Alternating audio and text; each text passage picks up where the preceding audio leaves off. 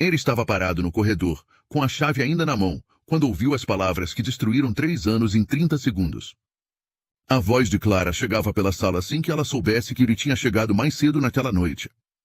Chegava com aquela tranquilidade específica de quem está falando numa conversa que nunca deveria ser ouvida, sem pressa, sem culpa, com a naturalidade de quem está descrevendo o tempo lá fora. E o que Ricardo ouvia era a mulher que achava amar explicando para uma amiga, com a mesma leveza com que alguém comenta o cardápio de um jantar, que aguentava os defeitos dele porque o dinheiro compensava tudo. Ele não entrou. Ficou parado ali, no corredor do apartamento em Alfama, com a mão na chave fria e o peito esquentando de um jeito que ele ainda não tinha nome para descrever. Cada palavra que chegava era um estilhaço novo caindo no mesmo lugar. E o pior não era a traição em si, era o tom. O tom despreocupado. O tom de quem nunca sequer considerou que havia algo errado. Quando ela finalmente parou de falar, Ricardo se virou devagar, saiu do corredor, desceu as escadas e foi embora sem bater a porta. Não havia raiva suficiente para bater portas. Havia algo pior do que raiva. Havia certeza silenciosa, que ele carregaria por muito tempo, de que aquilo não era a primeira vez que ela pensava assim. Era apenas a primeira vez que ele ouvia. Mas essa parte da história começa antes. Começa 20 anos atrás, numa cidade que ele mal reconhece quando olha para ela hoje. Ricardo Branco tinha 42 anos, 17 restaurantes espalhados por Portugal, Lisboa, Porto, Braga, Coimbra, cidades menores cujos nomes ele sabia pronunciar a dormir, e um apartamento em Alfama que parecia maior toda vez que ele voltava para ele. Era o tipo de apartamento que as revistas de decoração fotografam e as pessoas visitam uma vez e nunca mais voltam. Silencioso. Perfeito nos detalhes. Completamente vazio no que importava. O nome dele abria portas em Lisboa. Havia aparecido em capas de revistas de negócios, em painéis de conferências, em conversas de jantar de gente que usava o primeiro nome de outras pessoas famosas como se fossem velhos amigos. Tinha a reputação de homem de mão firme e visão aguda, o tipo que não desperdiça uma palavra, que fecha um acordo com menos gestos do que os outros precisam, que entra numa sala e, sem dizer nada, muda a temperatura dela. Do lado de fora, era exatamente o que parecia ser.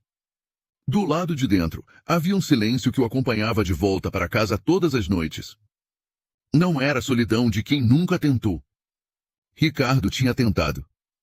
2 vezes esteve à beira do casamento.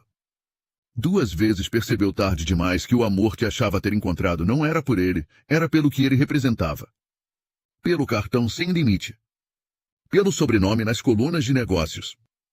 Pela vida que podia oferecer, pelos jantares nos lugares certos, pelas viagens, pelo status que colava em quem estava ao lado dele. A primeira vez foi quase uma lição. Doeu, ele aprendeu, seguiu em frente. A segunda, Clara, o corredor, a chave fria na mão, foi outra coisa inteiramente. 3 anos que ele construiu com cuidado, com atenção, com uma abertura que não era natural nele, mas que havia escolhido conscientemente, desmoronando num monólogo de 2 minutos numa sala iluminada. Esse tipo de dor não dói na hora. Dói durante meses, devagar, em momentos inesperados, quando você está sozinho numa mesa de restaurante cheio e percebe que está sozinho de um jeito mais fundo do que qualquer solidão física poderia alcançar. Depois disso, Ricardo fechou uma porta dentro de si mesmo. Não de raiva, a raiva tinha ido embora nos primeiros dias, deixando para trás apenas o cansaço. Fechou com o cansaço calmo de quem olha para uma ferida e decide, sem drama, que não vai deixar aquilo acontecer de novo. E foi nesse cansaço que uma ideia começou a crescer, lenta e insistente, surgindo nas horas mais inesperadas, até que um dia deixou de ser ideia e virou decisão. O restaurante Dona Clara ficava no bairro mais antigo e mais humilde de Lisboa, numa rua perto do Mouraria que os turistas atravessavam sem olhar para os lados. Era o primeiro que Ricardo havia aberto 20 anos atrás, quando ainda não tinha certeza de nada e o dinheiro era contado com atenção, quando cada cliente que entrava pela porta era uma pequena vitória e cada mês encerrado no positivo parecia um milagre. Hoje era o menor da cadeia. O menos rentável no papel. Os analistas às vezes mencionavam, com aquela delicadeza cirúrgica dos relatórios, que poderia ser reavaliado estrategicamente. Ricardo ouvia, agradecia a análise e mudava de assunto. Nunca havia considerado fechar aquele lugar por um segundo sequer, e nunca explicava por que de uma maneira que as planilhas conseguissem entender. Era o único lugar onde ainda conseguia sentir o cheiro de cozinha que lembrava a casa da avó. Alho no azeite quente. Pão esquentando no forno. Café que ficava na boca por horas depois de beber. Toda vez que entrava por aquela porta, havia qualquer coisa que baixava no peito, um peso que carregava em todos os outros lugares e que ali, por algum motivo que nunca tentou explicar racionalmente, aliviava um pouco. Como se o lugar guardasse alguma versão mais simples dele, uma versão anterior a todos os andares que havia construído sobre si mesmo. Foi numa terça-feira de manhã que entrou pela porta dos fundos com calça jeans, camisa simples, sem relógio caro, sem o casaco que usava nas reuniões, com uma proposta informal para o gerente de sempre, o Sr. Odílio, um homem de cabelo branco e expressão permanentemente calma que trabalhava com ele desde o primeiro dia, que havia visto Ricardo passar de rapaz nervoso com uma ideia para empresário reconhecido em jantares de gala, e que o tratava com exatamente a mesma naturalidade em ambos os casos. Quero trabalhar aqui uma semana como empregado de mesa, Ricardo disse. Sem que ninguém saiba quem eu sou. O Sr. Odílio ficou olhando para ele por um tempo longo o suficiente para ser levemente incômodo. Depois deu uma respirada curta pelo nariz e disse, com a voz seca de quem já viu muita coisa e parou de se surpreender com a maioria delas, vai partir pelo menos 3 pratos. Provavelmente mais. Ricardo sorriu pela primeira vez em semanas. Uma coisa pequena, mas real. Me ajuda ou não? O primeiro turno foi perto de um desastre completo, e perto não é a palavra certa. O sistema de comandos eletrônico parecia simples quando observado de longe, do tipo de distância em que tudo parece administrável.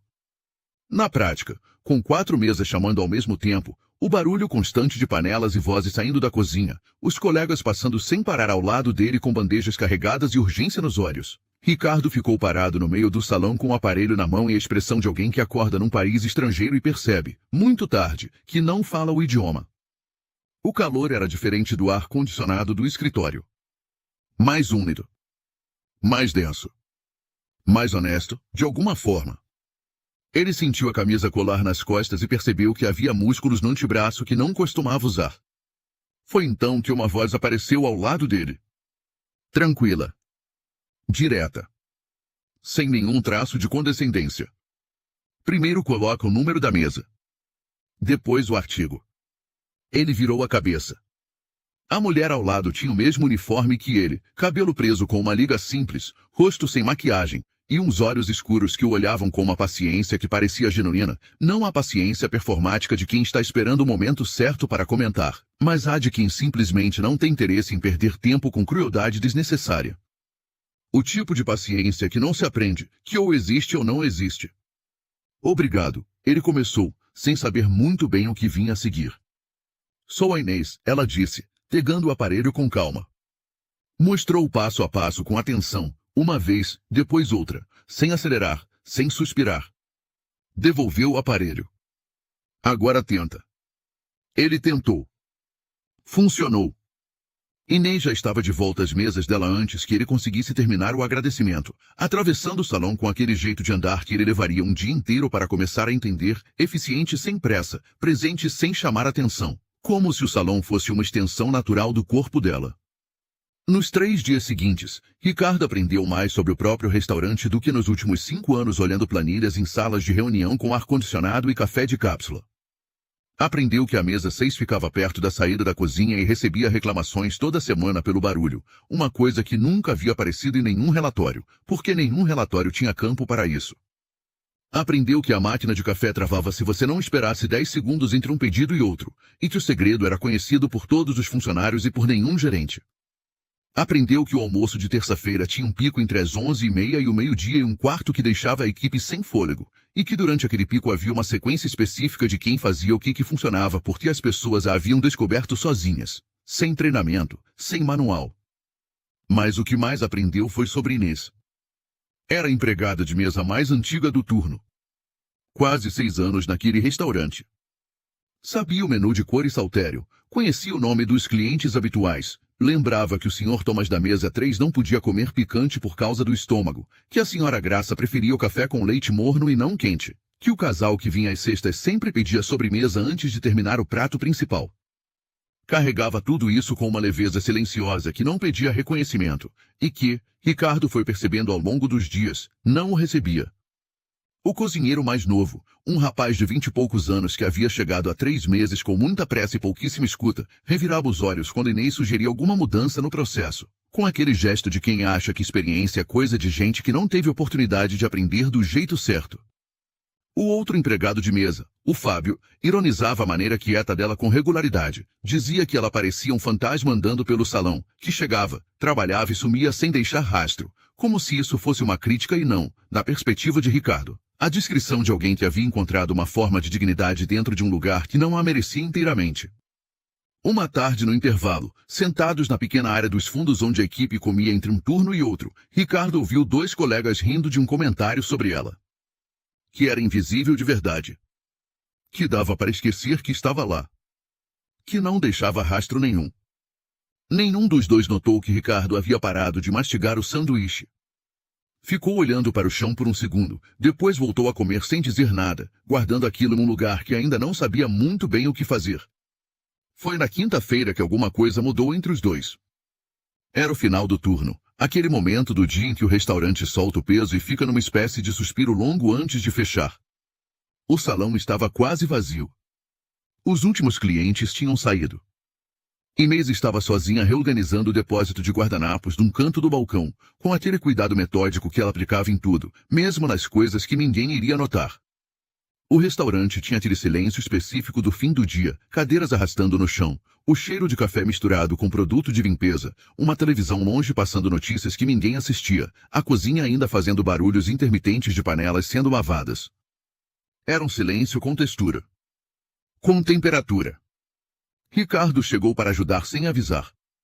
Puxou uma cadeira, sentou-se do outro lado do balcão e começou a dobrar guardanapos ao lado dela sem perguntar se podia, sem dizer que estava a fazer aquilo.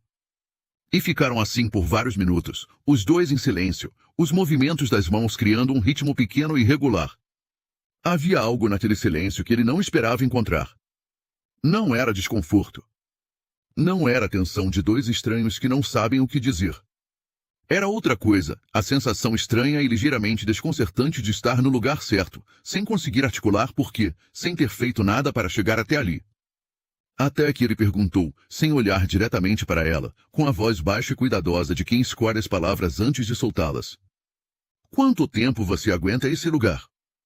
Inês parou. As mãos ficaram quietas sobre o guardanapo por um segundo. Não entendi a pergunta. A maneira como te tratam, ele disse. Como se você não estivesse aqui. Ela ficou em silêncio. Não era o silêncio de quem está ofendido, não era o silêncio de quem está preparando uma resposta. Era o silêncio de quem precisou de um momento para processar que alguém havia notado, e que ser notado de verdade, de um jeito que não é casual, que não é politesse, que é atenção genuína, dói de um jeito completamente diferente de ser ignorado. Às vezes dói mais. Já me acostumei, ela disse por fim. Acostumar não é a mesma coisa que estar bem com isso. Inês o olhou de lado pela primeira vez com um olhar que não era de colega de turno. Era o olhar de alguém que estava avaliando, com cuidado cansado de quem já foi decepcionado vezes suficientes para não apressar o julgamento. Você está aqui há menos de uma semana, ela disse. E faz uma pergunta que ninguém me fez em 6 anos. Ele não soube o que responder. Ficou com aquela frase na cabeça pelo resto da noite, deitado no silêncio do apartamento grande demais, olhando para o teto, ouvindo a cidade lá fora fazer os barulhos que a cidade faz quando você não consegue dormir, um carro passando, uma voz distante, o vento no vão da janela. 6 anos. E ninguém havia perguntado. Na sexta-feira aconteceu o incidente. Era pouco depois do meio-dia, o pico do almoço começando a baixar, o salão ainda razoavelmente cheio mas já sem o caos dos primeiros pedidos. Uma mesa de executivos tinha chegado mais cedo, 4 homens de fato num restaurante de bairro, o tipo de combinação que já chama atenção antes de qualquer palavra ser dita, que cria uma pequena dissonância no ambiente, como uma nota errada numa música que estava a correr bem. Um deles pediu modificações no prato depois de já ter comido mais de metade. Depois reclamou do tempo de atendimento, como se os 20 minutos de espera num restaurante cheio fossem uma ofensa pessoal. Depois levantou a voz num tom que não era para resolver nada, era para ser ouvido. Era para fazer o salão inteiro saber que havia alguém insatisfeito, e que esse alguém tinha autoridade suficiente, ou pelo menos convicção suficiente, para demonstrá-la publicamente. A empregada de mesa da mesa era Inês. Ricardo estava a 2 metros de distância, de costas, e virou-se devagar quando ouviu o tom mudar. Viu Inês parada com o bloco nas mãos, sem se defender, com aquela expressão que ele havia aprendido a reconhecer naquela semana, a de alguém que aprendeu, ao longo do tempo e de experiências suficientes, que reagir só piora as coisas. Os ombros levemente curvados para dentro. O queixo baixo. O olhar fixo num ponto do chão à frente dela, como se o chão pudesse, de alguma forma, oferecer uma saída que o salão não tinha. Sentiu algo apertar no peito com uma precisão que o surpreendeu. Não era raiva ainda. Era reconhecimento, a sensação de ver algo que conhecia por dentro ser aplicado por fora, a postura de alguém que aprendeu a encolher como estratégia de sobrevivência. E depois, imediatamente depois, veio a raiva. O Sr. Odílio já estava a caminhar para a mesa para apaziguar, como sempre fazia, com aquela competência tranquila de quem já lidou com situações assim mais vezes do que consegue contar. Mas antes de chegar, Ricardo já estava ali. "Posso ajudar?" Ele disse, com a voz que usava nas reuniões de diretoria, calma, direta, com uma temperatura que não precisava ser alta para ser firme. O executivo olhou para ele com a expressão de quem viu um empregado de mesa intrometido onde não foi chamado. "Pode trazer a conta?" "Com todo prazer." Ricardo não desviou o olhar, não baixou a voz, não recuou um centímetro. "Mas antes preciso informar que acompanhei o atendimento desde o início. O pedido foi anotado exatamente como o senhor solicitou. Posso mostrar a comanda se quiser verificar." O clima na mesa mudou. Os outros 3 executivos ficaram quietos. "Está a chamar-me mentiroso?" "Estou a dizer que a minha colega fez o trabalho dela com excelência." A voz de Ricardo continuava no mesmo tom, a mesma temperatura baixa, a mesma firmeza sem necessidade de volume. "Se houve insatisfação com o prato, posso resolver com a cozinha, é exatamente para isso que estou aqui. Mas não vou ficar calado enquanto alguém que trabalha bem é tratado como se tivesse cometido um erro que não cometeu." Houve um silêncio de alguns segundos. O tipo de silêncio em que as pessoas percebem que o território mudou e estão a recalcular. O executivo pagou a conta sem desconto, disse alguma coisa entre os dentes que não foi possível entender completamente, e saiu com os outros 3. Quando a mesa ficou vazia, Inês apareceu ao lado de Ricardo.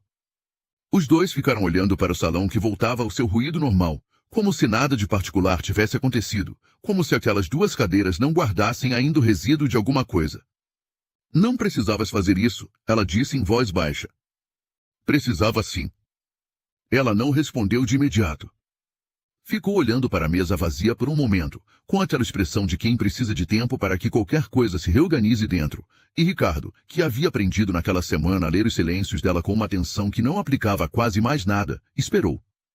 Quando ela virou o rosto, os olhos estavam secos. Mas havia ali uma expressão que ele não sabia nomear com precisão. Não era gratidão exatamente, que gratidão ele conhecia e sabia reconhecer. Era outra coisa. Era o espanto quieto e ligeiramente desconcertado de quem não estava habituada a ser protegida e não sabe muito bem o que fazer com essa sensação quando ela aparece. No sábado, último dia do turno combinado, os 2 saíram juntos depois do trabalho pela primeira vez. Não foi planeado. Inês estava esperando o autocarro na paragem da esquina, bolsa no ombro, olhando para o lado da rua com aquela expressão vaga de quem está cansado mas ainda a processar o dia.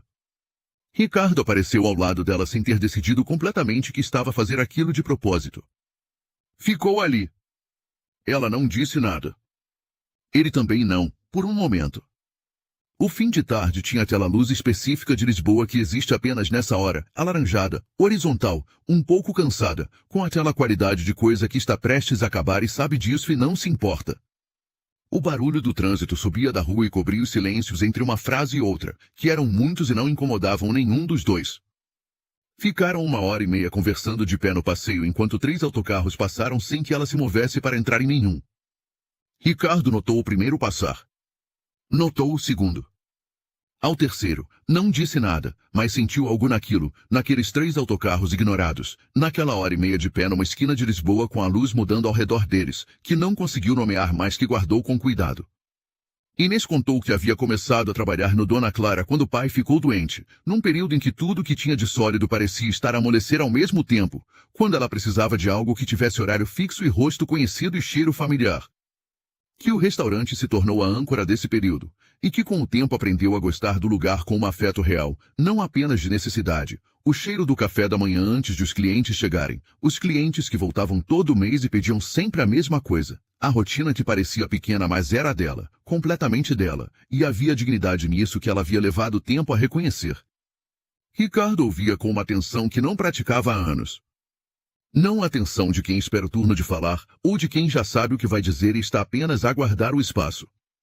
A atenção de quem não quer que o outro pare.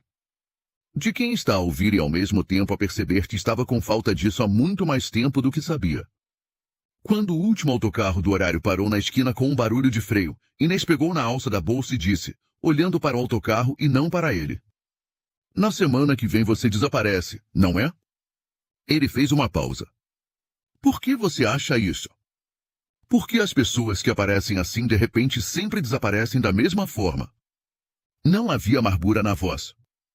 Era uma verdade que ela havia aprendido a carregar com a leveza das coisas aceites há tempo suficiente para deixarem de sangrar, antiga, bem guardada, dita com a tranquilidade de quem não tem mais energia para se surpreender com ela.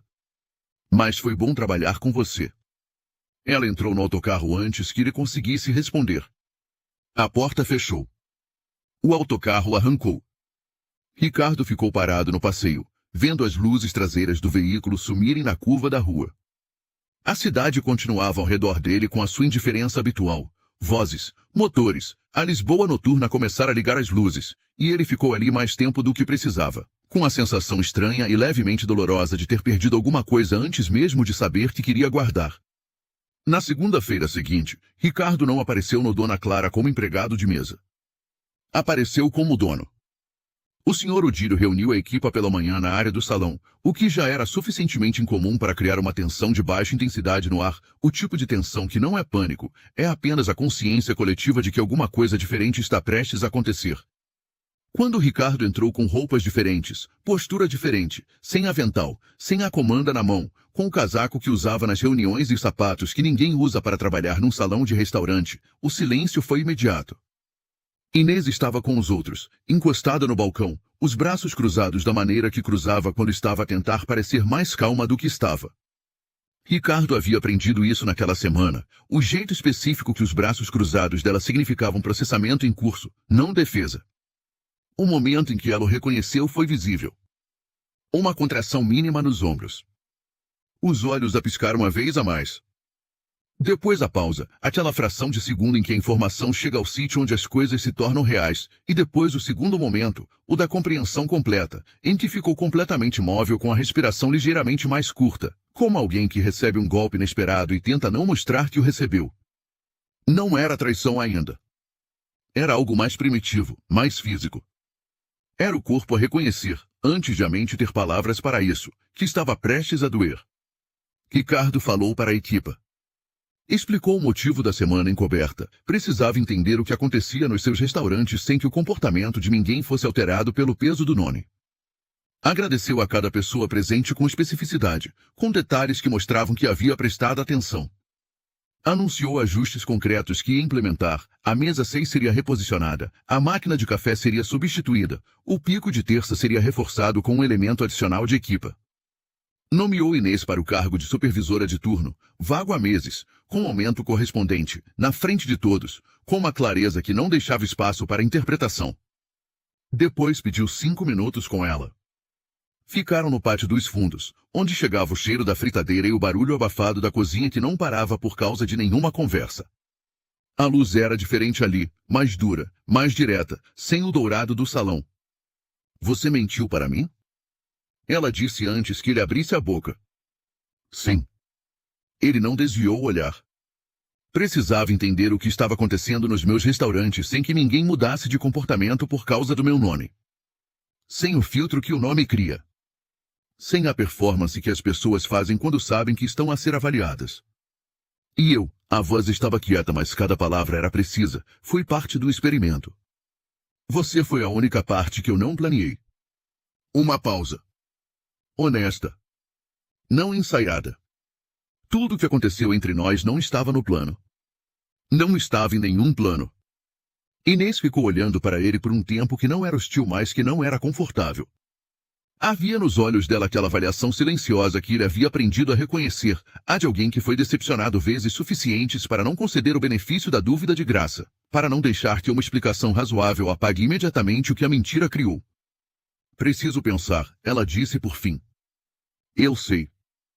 E você não pode simplesmente aparecer na minha vida como empregado de mesa, me defender na frente de um cliente que me estava a humilhar, fazer-me perder 3 autocarros parada numa esquina a conversar, e depois revelar que é o dono de tudo isso aqui como se fosse a coisa mais natural do mundo.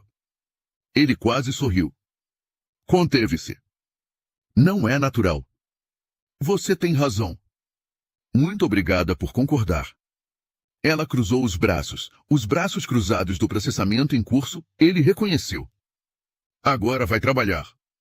Nos meses seguintes, Ricardo voltou ao Dona Clara com frequência. Não de avental. Não escondido. Aparecia nas tardes de sábado quando o movimento baixava e o salão adquiria aquela qualidade diferente de fim de semana, mais lento, mais humano, com clientes que vinham para ficar e não apenas para comer. Sentava-se no balcão, pedia café, ficava. Inês, quando podia, ficava do outro lado. Conversavam entre um atendimento e outro. Devagar, sem pressa, sem o peso de nenhuma agenda, sobre o restaurante, sobre Lisboa, sobre o pai dela que estava melhor, sobre os restaurantes do norte que Ricardo visitava mas já não via da mesma forma depois de ter passado uma semana a ver o Dona Clara de dentro. Sobre coisas pequenas que construíam, sem que nenhum dos dois declarasse isso, qualquer coisa maior. Com a mesma paciência com que ela havia ensinado a usar a comanda do primeiro dia. E quando uma tarde de novembro, o mês em que Lisboa fica cinzenta de um jeito que é ao mesmo tempo melancólico e curioso, com aquela luz que a torna mais real, ele finalmente perguntou se ela queria jantar com ele. Não como patrão e funcionária. Não como a versão pública dele e a Inês que carregava pratos. Como 2 pessoas que haviam passado tempo suficiente se conhecendo de verdade, de um jeito que poucos casais conseguem dizer que se conheceram, que é vendo o outro trabalhar, vendo o outro lidar com pressão e barulho e injustiça e cansaço, sem o verniz que os encontros planeados aplicam sobre as pessoas. Ela respondeu, olhando para ele com aquela expressão que havia deixado de esconder nas últimas semanas. Você sabe que vou escolher o restaurante mais caro de Lisboa, não sabe? O que você quiser, ele disse. Ela escolheu o Dona Clara. Ele ficou olhando para ela por um segundo, sentindo aquilo assentar nele como o peso exato das coisas verdadeiras. Entendeu que não poderia ter sido de outra forma. Que havia uma lógica naquilo que não precisava de explicação, que existia antes das palavras. Sentaram-se na mesa 6, a que ficava perto da saída da cozinha e recebia reclamações toda semana pelo barulho, e nenhum dos dois disse uma palavra sobre o ruído. O homem que havia escondido o nome para encontrar alguém que o visse além do que possuía acabou descobrindo que a mulher que precisava era exatamente aquela que nunca havia pedido mais do que ser tratada com respeito, e que quando finalmente o recebeu, não soube o que fazer com a leveza estranha e nova que sentiu. Como se tivesse carregado peso suficiente e tempo suficiente para esquecer que existia outra maneira de andar. E os dois aprenderam, naquela noite barulhenta na mesa errada do restaurante certo, que às vezes a vida não nos dá o que pedimos. Dá-nos algo mais difícil de encontrar e mais raro de reconhecer, alguém que já nos viu nos piores ângulos, no cansaço e na confusão e na imperfeição do dia a dia, e ficou mesmo assim.